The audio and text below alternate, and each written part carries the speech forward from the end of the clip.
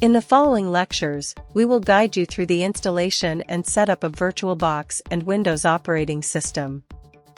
This setup will create a virtual environment for developing C# applications without affecting your main operating system. Download and install VirtualBox, which allows you to create virtual machines on your system. Set up VirtualBox to run a virtualized version of Windows. Download the Windows ISO image. Create a new virtual machine in VirtualBox and install Windows using the ISO image.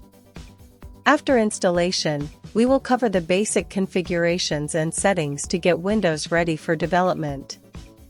This includes installing necessary tools such as the .NET SDK and Visual Studio Community Edition.